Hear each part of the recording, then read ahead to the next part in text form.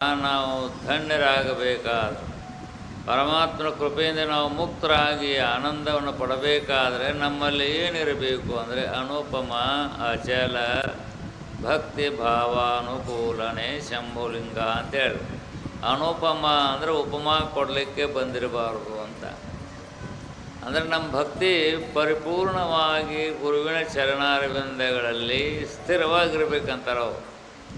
ನಮ್ಮ ಭಾವ ಶುದ್ಧವಾದ ಭಕ್ತಿ ಗುರುದೇವತಾದಿಗಳಲ್ಲಿ ನಿಷ್ಠೆಯಿಂದ ಇರಬೇಕಂತಾರೆ, ಚಂಚಲವಾಗಿರಬಾರ್ದು ಅಂತ. ಚಂಚಲ ಅಂದರೆ ಏನು? ಒಮ್ಮೆ ಮಾಡೋದು, ಒಮ್ಮೆ ಬಿಡೋದು, ಒಮ್ಮೆ ಹೋಗೋದು, ಒಮ್ಮೆ ಬರೋದು, ಹಿಂಗಾಗಬಾರ್ದು ಅಂತ. ಒಮ್ಮೆ ನಂಬಿ ಆದ ಮೇಲೆ ಅದು ನಂಬಿಕೆ ಎಂದು ಅಳಕಿರಬಾರದು, ಅದು ಚಂಚಲವಾಗಬಾರ್ದು. ನಂಬಬೇಕಾದ್ರೆ ಗಟ್ಟಿಯಾದ ಮನಸ್ಸಿನಿಂದ ನಂಬಬೇಕು, ಆವಾಗ ಅದು ಸುಖ ಆಗ್ತದೆ. ಮತ್ತು ಗಟ್ಟಿಯಾದ ಮನಸ್ಸಿಲ್ಲದ ಹೋದರೆ ಚಂಚಲವಾಗಿತ್ತಂದರೆ ಭಗವತ್ ಸಾಕ್ಷಾತ್ಕಾರ ನಮಗೆ ಆಗೋದು ಕಷ್ಟ.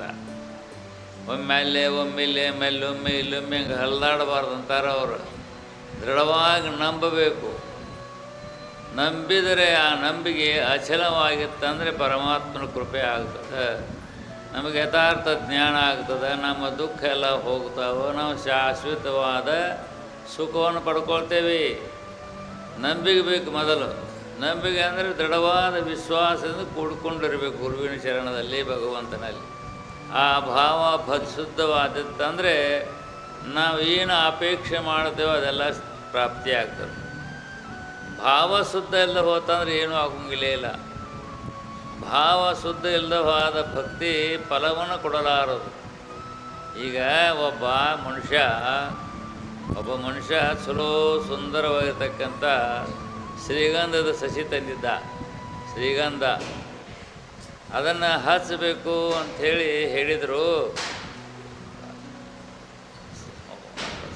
ತೋಟ ಮಾಡೋರು, ತೋಟದ ಅಭಿಮಾನಿಗಳು ಇರ್ತಲ್ಲ, ಹೇಳಿದರು, ನೀನು ಈ ತೋಟದಲ್ಲಿ ಈ ಸಸಿ ಹಚ್ಚಬೇಕಾದ್ರೆ ಚಲೋ ತಂಗೆ ಹಚ್ಚಿ ಅದಕ್ಕೆ ನೀರು ಹಾಕಬೇಕಪ್ಪ, ಹಾಕಿದ್ರೆ ಅದು ಚೆನ್ನಾಗಿ ಬೆಳೀತದೆ, ನಿನಗೆ ಸುಖ ಆಗ್ತದೆ ಅಂತ ಹೇಳಿದರು.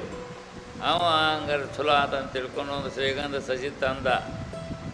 ಶ್ರೀಗಂಧ ಸಸಿ ತಂದ, ಭೂಮಿ ಹದ ಮಾಡಿ ಅದನ್ನು ನಟ್ಟ, ಭೂಮಿಯಾಗ ಹಚ್ಚಿದ ನೀರು ಹಣಿಸ್ಬೇಕಲ್ಲ, ಅದಕ್ಕೆ ನೀರು ಹಣಿಸ್ತಾ ಇದ್ದ. ನೀರು ಒಂದು 4 ದಿವಸ ಆದ ಕೂಡಲೇ ಅದು ಬೇರೆ ಬಿಟ್ಟತ್ತೋ ಇಲ್ಲೋ ಅಂತೇಳಿ ಅದನ್ನು ಕೇಳೋದು, ನೋಡೋ ಎಣ್ಣೆ ಬಿಟ್ಲತ್ ಮತ್ತೆ ಹಚ್ಚವ.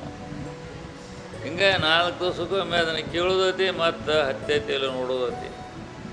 ಅದು ನೀರು ಬಿಡ್ತಾನೆಲ್ಲ, ಗೊಬ್ಬರನೂ ಹಾಕ್ಯಾನ, ಎಲ್ಲ ಭೂಮಿ ಸ್ವಚ್ಛ ಮಾಡ್ಯಾನ. ಕರೆ ಏನು ಮಾಡ್ತಾನೆ, 4 ದಿವಸಕ್ಕೊಮ್ಮೆ ನೀರು ಹಾಕೋದು, 4 ದಿವಸ ಕೀಳೋದತ್ತೆ, ಇನ್ನು ನಟ್ಟಿಲ್ಲ, ಬೇರೆ ಬಿಟ್ಟಿಲ್ಲ ಅನ್ನೋದು ಮತ್ತೆ ಹಚ್ಚೋದತ್ತೆ. ಹಿಂಗೆ ಮಾಡಿದ ಒಂದು 15 ದಿವಸ ಆ ಗಿಡನ ಮನೆಗೆ ಹೋಗಿಬಿಟ್ಟಿತ್ತು. ಅದು ಅಲ್ಲ, ಹಚ್ಚಿದ ಮೇಲೆ ನೀರು ಹಾಕೊಂತ ಹೋಗೋದು ಅಷ್ಟೇ ಕೆಲಸ. ಅದು ಹತ್ತಿದೆಯೋ ಇಲ್ಲೋ, ಬೇರೆ ಬಿಟ್ಟಿದೆಯೋ ಇಲ್ಲೋ ಅಂತ ಪುನಃ ಕೀಳೋದು ಮಾಡ್ರೆ ಆ ಸಸಿನ ಮನೆಗೆ ಹೋಗ್ತದೆ. ಹಂಗೆ ನಮ್ಮ ಭಕ್ತಿಯು ಕೂಡ ಒಮ್ಮೆ ನಂಬಿದ್ರೆ ತೀರ್ತು.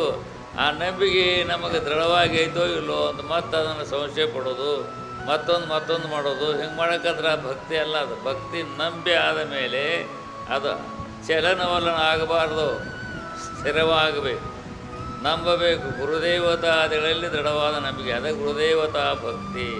ಹೊರವೇದ ವಿಧಿ ನಿಷ್ಠೆ ಅಂತ ಯಾರು? ಗುರುದೇವತಾದಲ್ಲಿ ಭಕ್ತಿ ಇರಬೇಕು, ನಿಷ್ಠೆ ಇರಬೇಕು. ಒಮ್ಮೆ ನಂಬಿ ಆದ ಮೇಲೆ ಆ ನಂಬಿಕೆ ಚಲನವಲನ ಆಗಬಾರ್ದು, ಅದು ಸ್ಥಿರವಾಗಿರಬೇಕು. ಸ್ಥಿರವಾಗಿತ್ತಂದ್ರೆ ನಮಗೆ ಜ್ಞಾನ ಕೊಡ್ತದೆ, ನಮಗೆ ಸುಖ ಆಗ್ತದೆ. ಅದಕ್ಕೆ ಉಪಮಾ ಕೊಡಲಿಕ್ಕೆ ಬರ್ತಕ್ಕಂಥ ಭಕ್ತಿ ಇರಬೇಕು. ಅಚಲವಾಗಿರಬೇಕು. ಅಂದರೆ ಚಲನವಲನ ಅಂದರೆ ಒಮ್ಮೆ ಬರೋದು ಮಾಡೋದು, ಆ ದೇವ್ರೊಮ್ಮೆ ಈ ದೇವ್ರೊಮ್ಮೆ, ಆ ಗುರು ಈ ಗುರು, ಆ ಈ ದೇಶ ಅಂತ ಅಲ್ಲಾಡಕ್ಕೆ ಹೋಗಬೇಕು. ಎಲ್ಲ ಕಡೆ ಹೋಗಬೇಕು, ಎಲ್ಲ ನೋಡಬೇಕು. ನಮ್ಮ ಭಾವ ಶುದ್ಧ ಒಂದು ಎಲ್ಲಿ ಇಟ್ಟೇವೋ ಅಲ್ಲೇ ಇರಬೇಕು. ನಮ್ಮ ಭಾವನಾ, ನಮ್ಮ ಸ್ಥಿರ ನಂಬಿಕೆ ಎಲ್ಲಿದೆ ಅಲ್ಲೇ ಇರಬೇಕು. ಎಲ್ಲ ಕಡೆ ಹೋಗ್ರಿ, ಎಲ್ಲ ಕಡೆ ಬರ್ರಿ, ಎಲ್ಲ ದೇವ್ರಿಗೆ ನಮಸ್ಕಾರ ಮಾಡಿರಿ. ಎಲ್ಲ ದೇವರು ಒಂದೇ ಕರೆ. ನಿಮ್ಮ ಭಾವ ಎಲ್ಲಿದೆ ಆ ದೇವರು ನಿಮಗೆ ಗಟ್ಟಿ. ಆ ದೇವರು ಈ ದೇವರು, ಅದು ದೇವ್ರನೇ, ಇದು ದೇವ್ರನೇ, ಆ ಊರಾಗಿದ್ದ ದೇವ್ರನೇ, ಈ ಊರಾಗಿದ್ದ ದೇವ್ರನೇ, ಎಲ್ಲ ಕಡೆ ಇದ್ದ ದೇವ್ರುಗಳೇ. ಆದರೆ ನೀ ಯಾವ ದೇವರ ಮೇಲೆ ಯಾವ ಗುರುವಿನ ಮೇಲೆ ನಂಬಿಕೆ ಇಟ್ಟಿದೆಯಲ್ಲ ಅದು ದೃಢವಾಗಿರಬೇಕು. ಇತರರನ್ನು ಕೂಡ ನಾವು ನಂಬಬೇಕು. ನಮ್ಮ ಭಾವ ಶುದ್ಧವಾಗಿರಬೇಕು. ಭಾವ ಶುದ್ಧವಾಗಿರಬೇಕು. ಇತ್ತಂದರೆ ನಮಗೆ ಜ್ಞಾನ ಆಗ್ತದೆ. ಭಾವ ಶುದ್ಧ ಇಲ್ಲದೆ ಹೋದರೆ ಎಷ್ಟು ವರ್ಷ ಮಾಡಿದ್ರೆ ಏನು ಪ್ರಯೋಜನ ಇದೆ? ಭಾವ ಶುದ್ಧ ಇಲ್ಲವಾದಾಗ ಏನು ಮಾಡಿದರೂ ಪ್ರಯೋಜನ ಆಗೋಂಗಿಲ್ಲ. ಭಾವ ಶುದ್ಧ ಇರಬೇಕಂತಾರೆ. ನಮ್ಮ ಹೃದಯದಲ್ಲಿರ್ತಕ್ಕಂಥ ನಮ್ಮ ಭಾವನೆ ಇದೆಯಲ್ಲ ಅದು ಗಟ್ಟಿಯಾಗಿರಬೇಕು, ಅದು ಸ್ಥಿರವಾಗಿರಬೇಕು. ಅದಕ್ಕೆ ಉಪಮಾ ಕೊಡಲಿಕ್ಕೇ ಬಂದಿರಬಾರ್ದು. ಭಕ್ತಿ ಅಚಲವಾಗಿ ಗಟ್ಟಿ ಇರಬೇಕು. ಅಂಥ ಭಕ್ತಿ ಇತ್ತಂದರೆ ಭಾವಶುದ್ಧವಾದ ಭಕ್ತಿ, ಭಗವಂತನಿಗೆ ಪ್ರೀತಿ, ಮಹಾತ್ಮರಿಗೂ ಪ್ರೀತಿ, ಎಲ್ಲರಿಗೂ ಪ್ರೀತಿ. ಎಲ್ಲ ಕಡೆ ಹೋಗಬಾರ್ದಂತಲ್ಲ, ಎಲ್ಲ ದೇವರಿಗೆ ಹೋಗ್ಬೇಕು, ಎಲ್ಲ ಗುರುಗಳ ಹತ್ರ ಹೋಗ್ಬೇಕು, ಎಲ್ಲಾದರೂ ಮಾಡಬೇಕು. ನಿನ್ನ ಭಾವನಾ ಎಲ್ಲಿದೆ ಅಲ್ಲೇ ಇರಬೇಕು. ನಿನ್ನ ಭಾವನಾ ಎಲ್ಲಿಟ್ಟಿದೆಯೋ, ಯಾರಲ್ಲಿದೆಯೋ ಅವರನ್ನು ನಂಬಬೇಕು, ಅವರನ್ನು ಅಲ್ಲಿ ಕಾಣು. ಆ ಗುರುಗಳನ್ನು ಅವರಲ್ಲಿನೂ ಕಾಣು, ಅವರಲ್ಲಿ ನನ್ನ ಗುರುವಿನಂಗದ ಅಂತ ತಿಳ್ಕೊ. ಆದರೆ ನಿನ್ನ ನಂಬಿಕೆ, ನಿನ್ನ ವಿಶ್ವಾಸ ಹಂಗೆ ಇರಬೇಕು. ಮದುವೆ ಆದ ಮೇಲೆ ಗಂಡನ ಪ್ರೇಮ ಹೆಂಡತಿ ಮೇಲೆ ಇರ್ತೈತಿ, ಹೆಂಡತಿ ಮೇಲೆ ಪ್ರೇಮ ಇರ್ತೈತಿ, ಹೀಗೆ ಎಲ್ಲರ ಮೇಲೆ ಇರ್ತೈತೇನು? ಎಲ್ಲಿ ಮದುವೆ ಆಗಿದ್ದು, ಮದುವೆ ಆದ ಮೇಲೆ ಇವಳೇ ನನ್ನ ಹೆಂಡತಿ, ಇವನೇ ನನ್ನ ಗಂಡ ಅಂತೇಳಿ ಸ್ಥಿರವಾಗಿರ್ತದೆ.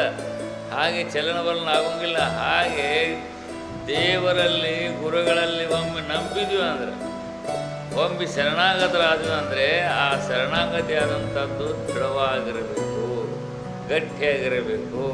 ಇತ್ತಂದರೆ ನಮಗೆ ಪರಮಾತ್ಮ ಸಾಕ್ಷಾತ್ಕಾರ ಆಗ್ತದೆ. ಅಂದರೆ ಯಥಾರ್ಥ ಸುಖ ಆಗ್ತದೆ, ದೈವ ಜ್ಞಾನ ಆಗ್ತದೆ. ಅದಕ್ಕೆ ಅನುಪಮ ಅಚಲ, ಉಪಮಾ ಕೊಡಲಿಕ್ಕೆ ಬರದಂಥದ್ದು ಇರಬೇಕು, ಅಚಲವಾಗಿರಬೇಕು. ಮತ್ತು ಚಲನವಲ್ಲ ಅಂದರೆ ನಂಬಿಕೆ ಮತ್ತೊಂದು ಕಡೆ ಹರಿದಾಡಬಾರ್ದು, ನಂಬಿಕೆ ಗಟ್ಟಿ, ಅಚಲ, ಭಾವ ಶುದ್ಧವಾಗಿರಬೇಕು. ಮತ್ತು ನಮ್ಮ ಭಾವನೆ ಎಲ್ಲಿನ ಇರ್ತೈತೆ, ಅಲ್ಲೊಮ್ಮೆ ಇಲ್ಲೊಮ್ಮೆ ಅದೊಮ್ಮೆ ಇದೊಮ್ಮೆ ಅಂತ ಭಾವ ಕೂಡ ಬದಲಾಗಬಾರದು. ಭಾವ ಶುದ್ಧವಾಗಿರ್ತಂದರೆ ಭಗವಂತ ಅಲ್ಲೇ ನಿಮಗೆ ಪ್ರತ್ಯಕ್ಷ ಆಗ್ತಾನೆ, ಅಲ್ಲೇ ನಿಮಗೆ ಸುಖ ಆಗ್ತದೆ, ಆನಂದ ಆಗ್ತದೆ. ನಿಮ್ಮ ಭಾವದಲ್ಲೇ ಭಗವಂತ ಹುಡುಕೊಂತ ಬೇರೆ ಕಡೆ ಹೋಗಬೇಕಾಗಿಲ್ಲ, ನಿಮ್ಮೊಳಗೆ ಇದ್ದಾನೆ, ನಿಮ್ಮೊಳಗೆ ಇದ್ದಾನೆ ಪರಿಪೂರ್ಣವಾದ ಪರಮಾತ್ಮ. ಎಲ್ಲ ಅದಕ್ಕೆ ಶರಣ ಜನರ ಸದು ಹೃದಯ ನಳಿನಡೋಳು ಪರಿಶೋಭಿಸುತ್ತಿರುವುದು ನಿನ್ನ ಪಾದ ಅಂತ ಹೇಳಿದ್ರು. ಯಾರು ಪಕ್ವವಾದ ಹೃದಯವುಳ್ಳಂಥ ಭಕ್ತರಿದ್ದಾರೋ ಅವರ ಹೃದಯದಲ್ಲೇ ಪರಮಾತ್ಮ ಸಾಕ್ಷಾತ್ಕಾರ ಆಕತೆ. ಎಲ್ಲರ ಹೃದಯದಲ್ಲಿನೂ ಎಲ್ಲರ ಹೃದಯದಲ್ಲಿದ್ದಾನ. ಆದರೆ ಭವಭಕ್ತಿಯನ್ನು ಶ್ರೇಷ್ಠವಾದಂಥ ಅಚಲ ಅನುಪಮವಾದಂಥ ಭಕ್ತಿ ಎಲ್ಲಿದೆ ಅಲ್ಲಿ ಭಗವಂತನ ಸಾಕ್ಷಾತ್ಕಾರ ಆಗ್ತದೆ. ಅದಕ್ಕೋಸ್ಕರವಾಗಿ ನಾವು ನಮ್ಮ ಭಾವನೆಯನ್ನು ಪರಿಶುದ್ಧ ಮಾಡಿಕೊಳ್ಬೇಕು. ಚಂಚಲವಾಗಿರಬಾರ್ದು ಅಂತ. ಚಂಚಲವಾಗಿತ್ತಂದರೆ ಸುಖ ಆಗೋದು ಕಷ್ಟ. ಚಂಚಲರಹಿತರಾಗಬೇಕು. ಚಲನವಲನ ರಹಿತವಾದಂಥ ಬುದ್ಧಿ ಇರಬೇಕು, ಏಕಾಗ್ರವಾದ ಬುದ್ಧಿ ಇರಬೇಕು. ಯೋ ಬುದ್ಧಿ ಪರ್ತತ್ಸು ಸಹ, ಯಾವ ಬುದ್ಧಿ ಪಕ್ವವಾಗಿದೆಯೋ ಅಲ್ಲೇ ಭಗವಂತನ ಸಾಕ್ಷಾತ್ಕಾರ ಇದೆ. ಬುದ್ಧಿ ಶುದ್ಧ ಇಲ್ಲದೆ ಹೋದರೆ ಏನು ಪ್ರಯೋಜನ ಇಲ್ಲ ಅಂತಾರೆ. ಅದಕ್ಕೋಸ್ಕರವಾಗಿ ನಾವೆಲ್ಲರೂ ಕೂಡ ನಮ್ಮ ಮನಸ್ಸನ್ನು, ನಮ್ಮ ಬುದ್ಧಿಯನ್ನು ಸ್ಥಿರ ಮಾಡಿಕೊಳ್ಬೇಕು, ನಂಬಬೇಕು. ನಾವು ನಂಬಿ ಇದ್ದೀವಿ ಅಂದರೆ ಆದರೆ ನಿಮಗೆ ಅಲ್ಲೇ ಸುಖ ಆಗ್ತದೆ, ಅಲ್ಲೇ ನಿಮ್ಗೆ ಆನಂದ ಆಗ್ತದೆ. ನೀವು ಬೇರೆ ಕಡೆ ಅಲ್ಲೇ ಇಲ್ಲಿ ಹರಿದಾಡಬೇಕಾಗಿಲ್ಲ. ನಿನ್ನೊಳಗನ ಆತ್ಮ ಇದ್ದಾನೆ, ನಿನ್ನೊಳಗನೇ ಪರಮಾತ್ಮ ಇದ್ದಾನೆ. ಅವನನ್ನು ಅರಿಬೇಕಾದಂಥ ಸತ್ಸಂಗಕ್ಕೆ ಹೋಗಬೇಕು, ತಿಳ್ಕೊಳ್ಬೇಕು. ಸತ್ಸಂಗಕ್ಕೆ ಹೋಗಿ ಮಹಾತ್ಮ ಸೇವಾದಿಗಳನ್ನು ಮಾಡಿ, ಮಹಾತ್ಮ ಸೇವಾದಿಗಳ ಮೂಲಕವಾಗಿ ನಮ್ಮ ನಿಜವನ್ನು ನಾವು ಅರ್ಥದ್ದಾದರೆ ಈ ಭವದುಃಖದ ಬಾಧೆ ಹೋಗ್ಬಿಡ್ತದೆ. ಜನಮಾನ ರೂಪಾತ್ಮಕವಾದಂಥ ಹುಟ್ಟು ಸಾವಾತ್ಮಕವಾದಂಥ ದುಃಖ ಹೋಗಿಬಿಡ್ತದೆ. ಶಾಶ್ವತ ಸುಖ ಆಗ್ತದೆ, ನಿತ್ಯ ಸುಖ ಆಗ್ತದೆ. ಅದಕ್ಕೆ ಅನುಪಮ ಅಚಲ. ಅನುಪಮ ಅಂದರೆ ಉಪಮಾ ಕೊಡಲಿಕ್ಕೆ ಬಂದಿರಬಾರ್ದು, ಎಂಥದ್ದು ನನ್ನ ಇನ್ನೊಂದು ಅದನ್ನಾಗಿ ಬಂದಿರಬಾರ್ದು. ಅನುಪಮವಾಗಿರಬೇಕು, ಅಚಲವಾಗಿರಬೇಕು, ಗಟ್ಟಿಯಾಗಿರಬೇಕು. ಆ ಗಟ್ಟಿಯಾದಂಥ ಮನಸ್ಸು ಸ್ಥಿರವಾಗಿರಬೇಕು. ನಿನ್ನ ಭಾವನ ಪಕ್ವವಾಗಿರಬೇಕು, ಭಾವ ಶುದ್ಧವಾಗಿರಬೇಕು. ಭಾವ ಶುದ್ಧ ಇತ್ತಂದರೆ ಭಗವಂತ ಎಲ್ಲಿ ಹುಡುಕೊಂತ ಹೋಗ್ಬೇಕಾಗಿಲ್ಲ. ನಿನ್ನೊಳಗೆ ಎಲ್ಲ ಕಡೆಯಲ್ಲಿ ತುಂಬಿದ್ದಂಥ ಪರಮಾತ್ಮ ನಿನ್ನೊಳಗೂ ಇದ್ದಾನವ. ಪರಮಾತ್ಮ ಅನುಪಮವಾಗಿದ್ದಾನಂತಂದರೆ ಎಲ್ಲದರಲ್ಲಿಯೂ ಅಚಲವಾಗಿದ್ದಾನೆ. ಅಂಥ ಭಗವಂತನ ಸಾಕ್ಷಾತ್ಕಾರ ನಾವು ಶನೈ ರೂಪರಮೇ ಬುದ್ಧ್ಯಾದಿ ಗೃಹೀತೆಯ ಆತ್ಮಸಂಸ್ಥಂ ಮನಃಕೃತ್ವ ಕಿಂಚಿದಪಿನ ಚಿಂತೆಯೇತಂತ ಗೀತೆಯಲ್ಲಿ ಪರಮಾತ್ಮ ಹೇಳ್ತಾನೆ. ಶನೈ ಶನೈ ರೂಪನೆ ಒಮ್ಮಿಗಿಲ್ಲ, ಅದು ಗಟ್ಟಿ ಆಗೋಂಗಿಲ್ಲ, ಒಮ್ಮಿಗಿಲ್ಲ ನಿಲ್ಲಂಗಿಲ್ಲ, ಅದು ನಿಧಾನ ಅನೇಕ ಜನ್ಮ ಸಂಸ್ಕಾರ. ಅದಕ್ಕೆ ಒಂದೇ ಜನ್ಮದ್ದಲ್ಲ, ಒಂದೇ ಜನ್ಮ ಸಂಸ್ಕಾರ ಅಲ್ಲ, ಅನೇಕ ಜನ್ಮದ ಸಂಸ್ಕಾರದಿಂದ ಅದಕ್ಕೆ ಶನೈ ಶನೈ ರೂಪನೆ ಮೇಲೆ ನಿಧಾನವಾಗಿ ಜನ್ಮಾಂತರಗಳಿಂದ ಈ ಸಂಸ್ಕಾರ ಬೆಳ್ಕೊಂತ ಬಂತಂದರೆ ಅದು ಬೆಳೆದ ಸಂಸ್ಕಾರವೇ ನಮಗೆ ಇಂಥ ಉತ್ತಮವಂಥ ಮನುಷ್ಯ ಜನ್ಮದಲ್ಲಿ ನಾವು ಶರಣರಾಗಿ, ಗುರುಸೇವಕರಾಗಿ, ಶಾಸ್ತ್ರ ಚಿಂತಕರಾಗಿ ನಾವು ನಮ್ಮ ಮನಸ್ಸನ್ನು ನಿಧಾನವಾಗಿ ಭಗವಂತನ ಕಡೆ ಹರಿಸ್ತಾ ಹೋದರೆ, ಯಥಾರ್ಥ ಜ್ಞಾನವನ್ನು ಮಾಡಿಕೊಂಡದ್ದಾದರೆ ಧನ್ಯರಾಗ್ಬಿಡ್ತೇವೆ, ಕೃತಾರ್ಥರಾಗ್ತೇವೆ. ಜರಣ ಮಾಡ ಅನ್ನುವ ದುಃಖ ಹೋಗಿಬಿಡ್ತದೆ, ನಾವು ಸುಖ ಆಗ್ತದೆ. ಕೇಳ್ತಲ್ಲ, ನನುಪಮ ಅಚಲವಾದ ಭಕ್ತಿಗೆ ಪರಮಾತ್ಮ ಅನುಕೂಲ ಅಂಥವನಿಗೆ ಯಥಾರ್ಥ ಜ್ಞಾನ ಆಗ್ತದೆ. ಅವನು ಈ ಜರಣ ಮಾಡೋ ರೂಪ ಅಂತ ದುಃಖದಿಂದ ದೂರ ಆಗ್ತಾನೆ. ಅದು ನಾವು ನಿಧಾನವಾಗಿ ಬರಬೇಕು, ಒಮ್ಮಿಲೆ ಬರೋದಲ್ಲ, ಅದು ಒಮ್ಮಿಲೆ ಬರೋದಲ್ಲ.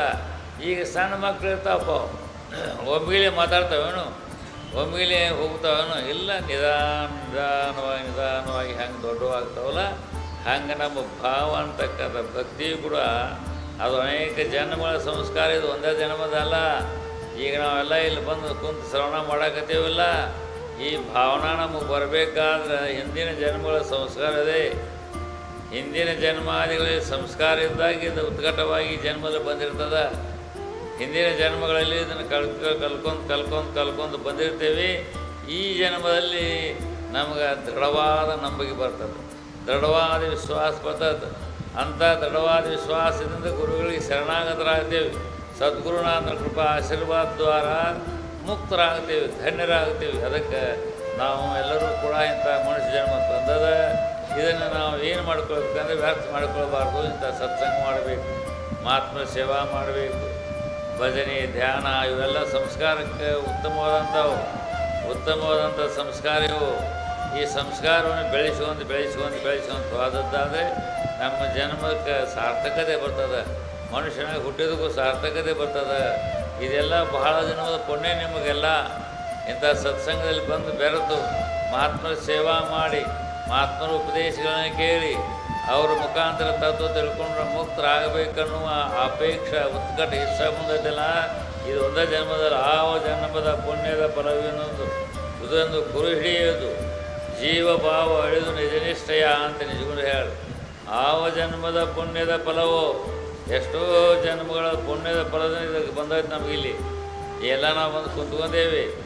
ಈ ಕುತ್ಕೊಂಡ್ರೆ ನಾವು ಶ್ರವಣ ಮಾಡಾಕತ್ತೀವಲ್ಲ, ಎಷ್ಟೋ ಜನ್ಮಗಳಿಂದ ಬಂದಂಥ ಪುಣ್ಯದ ಪಕ್ವ ಇದು. ಈ ಪಕ್ವದಿಂದ ಇಂಥ ಸತ್ಸಂಗ ಸಿಕ್ಕದೆ, ಮಹಾತ್ಮ ದರ್ಶನ ಆಗ್ತದೆ, ಮಹಾತ್ಮ ಸೇವಾ ಮಾಡ್ತೀವಿ, ನಮ್ಮ ಜೀವನ ಪಾವನ ಮಾಡಿಕೊಂಡ್ರೆ ಮುಕ್ತರಾಗ್ತೇವೆ. ಇಂಥ ಮುಕ್ತಿಯನ್ನು ಪಡ್ಕೊಳ್ಳಿಕ್ಕೆ ಬಂದದ್ದೇ ಮನುಷ್ಯ ಜನ್ಮ.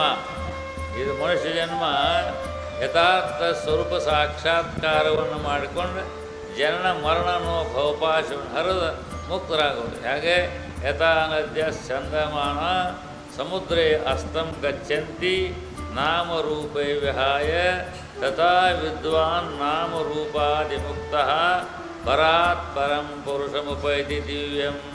ಶ್ರುತಿ ಹೇಳ್ತದೆ, ಶ್ರುತಿ ಭಗವತಿ ಹೇಗೆ ನದಿಗಳು ಹರಿತಾ ಹೋಗಿ ಸಮುದ್ರಕ್ಕೆ ಸೇರಿ ಸಮುದ್ರವೇ ಆಗಿಬಿಡ್ತವೆಯೋ, ಹಾಗೆ ನಾವೆಲ್ಲರೂ ಜೀವಿಗಳೆಲ್ಲ ಒಂದು ನದಿಗಳಿದ್ದಂಗೆ ಇವರೆಲ್ಲ ನಾವೆಲ್ಲರೂ ಹಿಂದಿನ ಜನ್ಮದ ಪುಣ್ಯದಿಂದ ಈಗ ಬಂದೇವಂಥ ಸತ್ಸಂಗಕ್ಕೆ.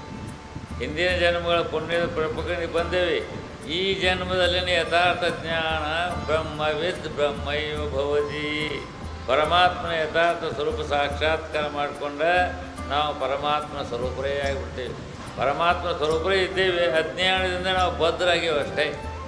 ಎಲ್ಲರೂ ಪರಮಾತ್ಮ ಸ್ವರೂಪರಿದ್ದರೂ ಕೂಡ ಅಜ್ಞಾನ ನಮ್ಮನ್ನು ಅರಿಯದಂತೆ ಮಾಡಿದೆ, ದುಃಖದಲ್ಲಿ ಮುಳುಗಿಸಿದೆ. ಆ ಜ್ಞಾನವನ್ನು ಗುರುವಿನ ಮುಖಾಂತರ ತೆಗೆದು ದಿವ್ಯ ಜ್ಞಾನ ಸ್ವರೂಪದ ಆತ್ಮನಲ್ಲಿ ನಾವು ಐಕ್ಯ ಆಗ್ತೇವೆ, ಆತ್ಮಸ್ವರೂಪರೇ ಆಗಿಬಿಡ್ತೇವೆ ಅಂಥ ದಿವ್ಯ ಜ್ಞಾನವನ್ನು ಸದ್ಗುರುನಾಥನ ಕೃಪಾ ಆಶೀರ್ವಾದ ದ್ವಾರ ಪಡೆದುಕೊಂಡ ಈ ಮನುಷ್ಯ ಜನ್ಮವನ್ನು ಸಾರ್ಥಕ ಮಾಡಿಕೊಂಡು ಧನ್ಯರಾಗ್ರಿ, ಕೃತಾರ್ಥರಾಗ್ರಿ. ಅಂಥ ಸದ್ಬುದ್ಧಿಯನ್ನು ಗುರುದೇವ ಸಿದ್ಧಾರರು ನಿಮ್ಮೆಲ್ಲರಿಗೂ ಅನುಗ್ರಹಿಸಿ ರಕ್ಷಿಸಲಿ ಎಂಬುದಾಗಿ ಹೇಳಿ ಇವತ್ತಿನ ಪ್ರವಚನದಲ್ಲಿ ಓಂ ತತ್ಸ